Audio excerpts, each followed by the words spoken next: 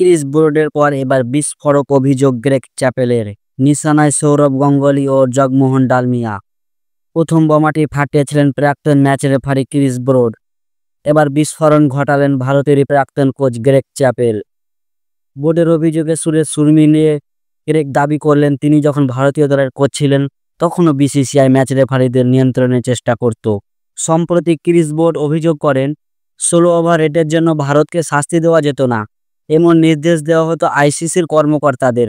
ব্রডের দাবি, ম্যাচ শেষে দেখা যেত ভারত নির্ধারিত সময় থেকে কয়েক ওভার পিছিয়ে আছে, তবুও ফোন আসতো নরম সরম হও, এটা ভারতীয় দল। ব্রডের মতে এই ঘটনা মূলত সৌরভ গাঙ্গুলীর অধিনায়কত্বকালে। এবার সেই অভিযোগে নতুন সুর মেলালেন গ্রেগ চ্যাপেল।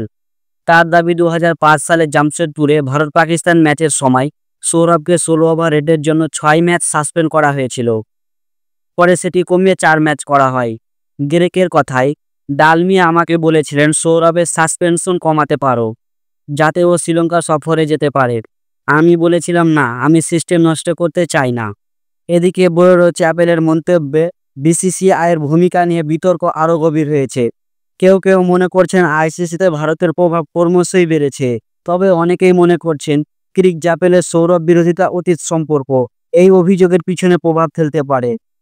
সব মিলে ক্রিস ব্রড ও গ্রেগ চ্যাপেলের পরপর বিস্ফোরক মন্তব্যে তোলপাড় ক্রিকেট মহল। ভিডিওটি ভালো লেগে থাকলে একটা লাইক দিন, কমেন্ট করে জানিয়ে দিন এই বিষয়ে আপনার কি মন্তব্য। আরও এমন ক্রিকেট আপডেট পেতে আমাদের চ্যানেলটি সাবস্ক্রাইব করতে ভুলবেন না।